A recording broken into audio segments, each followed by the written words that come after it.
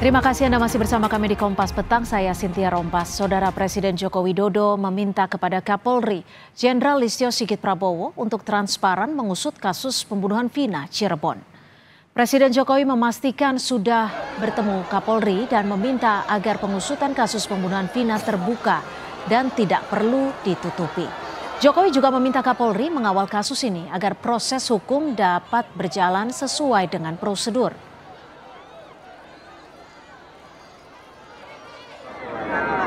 Saya sudah menyampaikan agar kasus itu betul-betul dikawal dan transparan terbuka itu semuanya.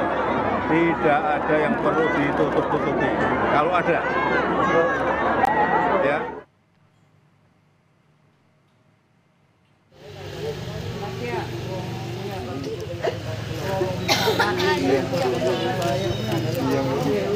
Orang tua Peggy Setiawan meminta Presiden Jokowi membantu anaknya yang kini dijadikan polisi sebagai tersangka karena diduga otak kasus pembunuhan Eki dan Vina. Orang tua kandung Peggy yakin bahwa anaknya tidak terlibat aksi pembunuhan sadis Eki dan Vina 8 tahun lalu karena sedang berada di Bandung, Jawa Barat.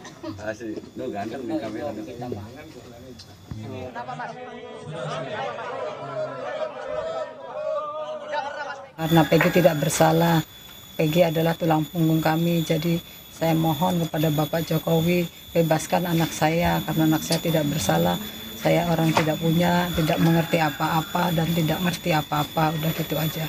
Apa yang Ibu bisa yakinkan kepada Pak Jokowi bahwa Peggy tidak bersalah? Ya karena waktu itu juga Peggy tidak ada di tempat, waktu itu Peggy tidak ada di Cirebon, Peggy sedang kerja di Bandung gitu aja. Penyidik Polda Jawa Barat melakukan prarekonstruksi di 6 titik terkait kasus pembunuhan Vina dan Eki. Prarekonstruksi dilakukan dengan membawa 1 saksi dan 1 narapidana. Polisi juga memberikan tanda di salah satu titik tempat jasad Vina dan Eki ditemukan.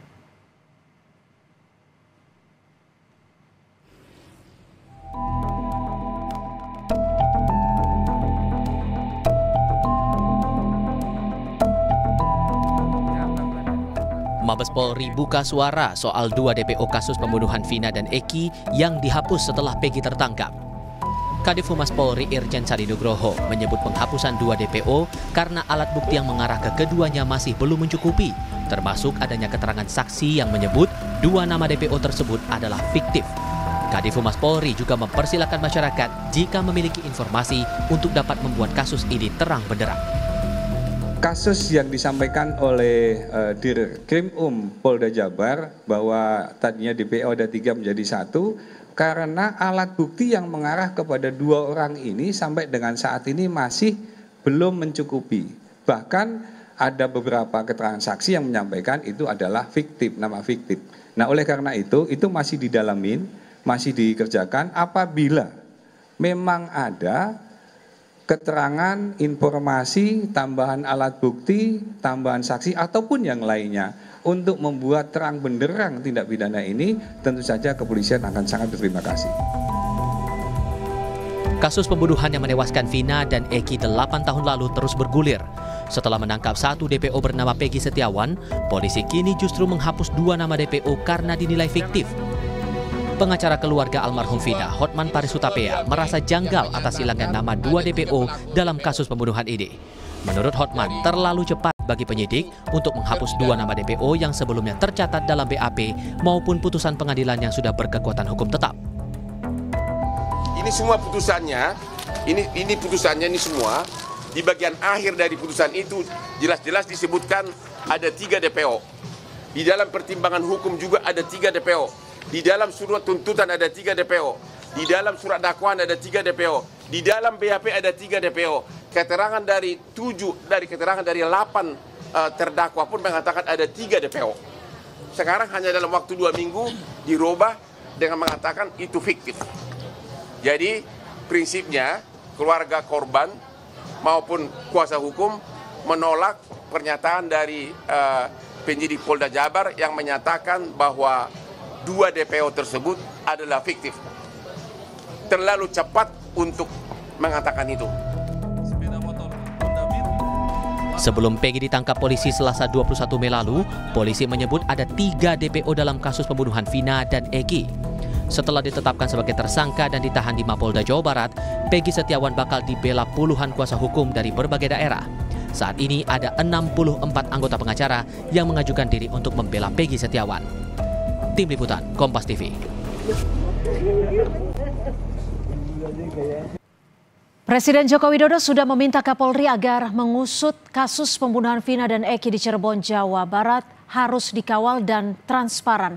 Apakah instruksi Presiden Joko Widodo bisa mendorong kasus hukum ini terbuka secara benar setelah kemarin polisi menghilangkan 2 orang DPO di kasus Vina? Kita bahas bersama Guru Besar Fakultas Hukum Universitas Sudirman, Hipnu Nugroho. Prof. Hipnu, selamat sore. Terima kasih sudah bergabung bersama kami.